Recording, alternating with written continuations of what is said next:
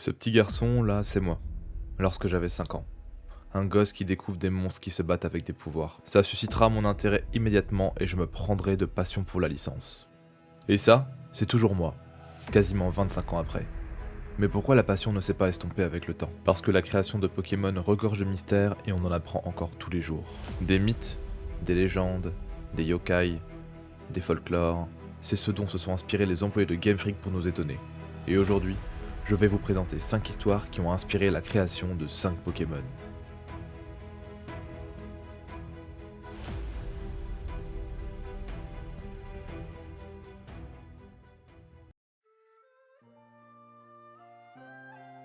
Bon, déjà dans cette vidéo, on va énormément parler de yokai, donc il est important que tu comprennes ce que c'est.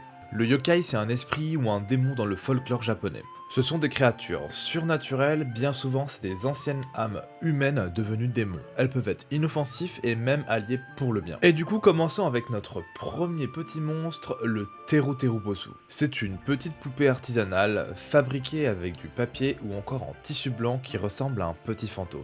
Les agriculteurs japonais les placent sur leurs maisons, leurs fenêtres ou encore dans leurs champs en espérant qu'elles arrêtent la pluie et ramènent le soleil. Et ce symbole est en fait une prière au dieu de la météo et au yokai Ioribo. Ioribo est un yokai qui appelle le soleil et crée le beau temps. Il vit au cœur des montagnes reculées japonaises et n'est visible que les jours ensoleillés. Et du coup, si le Teruterubosu accomplit sa tâche qui est d'arrêter la pluie, il se verra récompensé par un sourire qui sera dessiné sur son visage. On dit alors que le Teruterubosu souriant permettra aux âmes des paysans morts au travail de pouvoir remonter jusqu'au ciel. Et en fonction de la météo, cette petite poupée est en fait de matériaux très fragiles, changera de forme en fonction des intempéries. Au soleil, il deviendra sec et orange. Sous la pluie, il prendra la forme d'une goutte d'eau, et quand il neige, il se durcit pour ressembler à un pic de glace. Encore à l'heure actuelle, le Teruterubosu est très utilisé dans les campagnes japonaises et c'est une activité DIY très réputée. Pour ceux qui ont pu voir aussi la série Fairy Tail, Jubia en possède un autour du cou car elle n'arrive pas à contrôler la pluie qu'elle crée elle-même. L'histoire de Teruterubosu est celle qui a inspiré la création du Pokémon Morpheo qui changera lui-même de forme selon la météo dans Pokémon.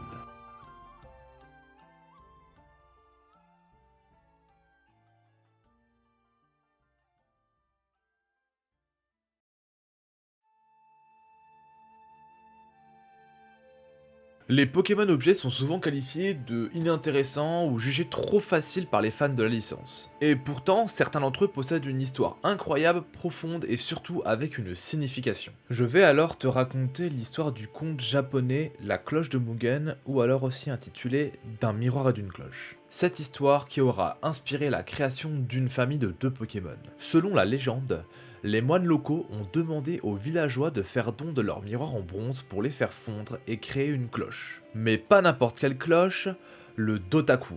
C'est une cloche forgée qui aurait le don de produire un son qui apporterait d'abondantes récoltes grâce à l'aide du dieu Inari. Inari étant le dieu de la récolte et des céréales. Tous les habitants obéissèrent et donnèrent leur miroir, car la famine frappait le village. Cependant, un miroir refusait de fondre. Le miroir qui refusait de fondre était celui de Mugen, qui regrettait son choix de l'avoir donné aux moines, car il était de passation de génération en génération. Ni une ni deux, les villageois accusèrent Mugen d'être un démon qui avait ensorcelé son miroir. Ou alors ils accusaient son égoïsme qui serait tellement puissant qu'il empêcherait les flammes de brûler le miroir. La jeune femme, étant à la fois dans le regret d'avoir donné son miroir et également dans l'embarras de la situation dans laquelle se trouve, décide de se suicider. Après sa mort, le miroir a pu finalement fondre et la cloche a été forgée. Mais pour se venger, juste avant de se suicider, elle laissa sur son lit de mort une lettre stipulant que la cloche avait bel et bien été ensorcelée et que quiconque réussirait à la détruire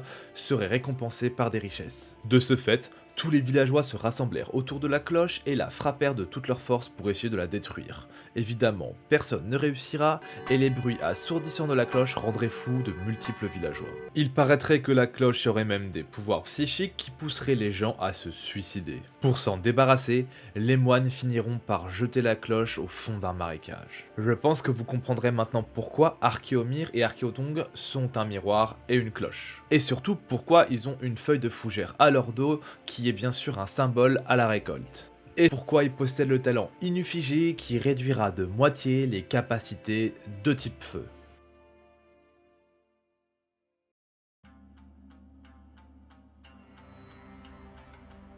Troisième histoire, et l'histoire que je vais te raconter maintenant est un peu plus creepy que les deux autres. Il s'agit de la légende de Futakushi Onna, ou également appelée la femme à deux bouches. Futakushi Onna est le yokai d'une femme qui a pris une horrible décision et qui le regrettera toute sa vie.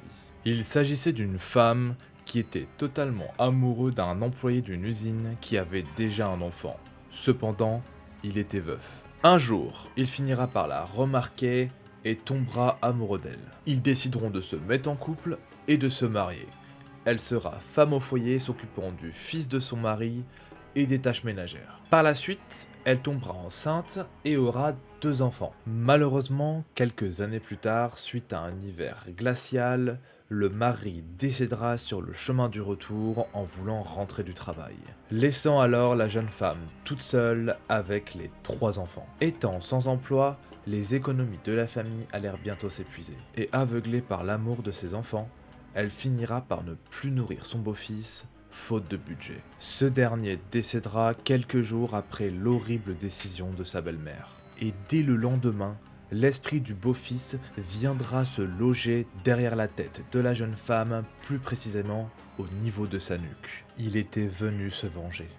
Et en très peu de temps, il finira par manger le premier et le deuxième fils de la femme qui restera impuissante à l'horrible scène. La bouche étant devenue très rancunière, serait agressive aussi bien avec la femme qu'il forcerait à se mutiler à multiples reprises, mais également avec quiconque l'approcherait. La femme sera donc obligée de vivre en ermite jusqu'à la fin de ses jours dans la maison où ses enfants ont été dévorés par une partie d'elle-même. Et c'est cette légende qui a inspiré le design du Pokémon Misdibule avec sa mâchoire derrière la tête.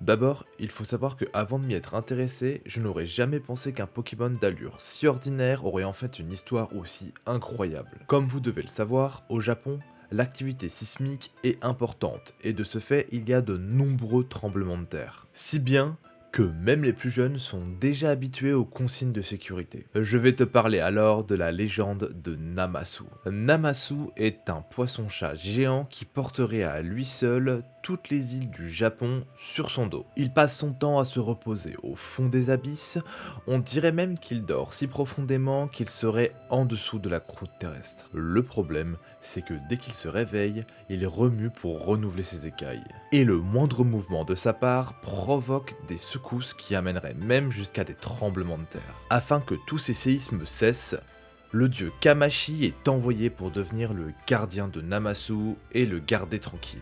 Le dieu Kamashi a le pouvoir de maintenir Namasu avec une grosse pierre qu'il écrase sur son crâne, plus communément appelée la pierre Kaname ou la clé de voûte.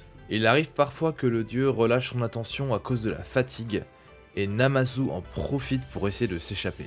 À cause de ça, de violents tremblements de terre sont ressentis au Japon. Aujourd'hui encore, lorsqu'un tremblement de terre survient au Japon, les habitants étant proches de la secousse reçoivent une alerte sur leur application. Et évidemment, le logo de cette application est un poisson-chat. A savoir qu'il est prouvé scientifiquement que les poissons-chats arriveraient à ressentir une activité sismique jusqu'à 24 heures à l'avance. C'est pourquoi dans Pokémon Donjon Mystère, Barbicha est l'annonciateur des tremblements de terre. C'est également pourquoi il possède une cicatrice sur le front, tout comme Namasu qui se fait écraser la clé de voûte sur le crâne. Et nous comprenons aussi pourquoi Barbicha peut apprendre des attaques sismiques dans Pokémon et son type au sol prend tout son sens.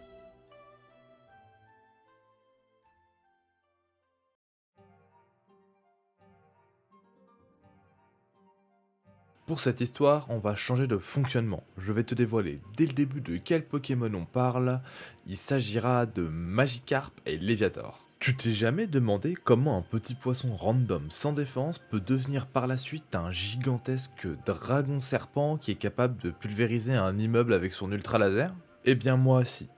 Commençons par le commencement. En Chine, la Carpkoi est symbole de force et persévérance. Et au Japon, elle est symbole de courage, sagesse, amour et bravoure.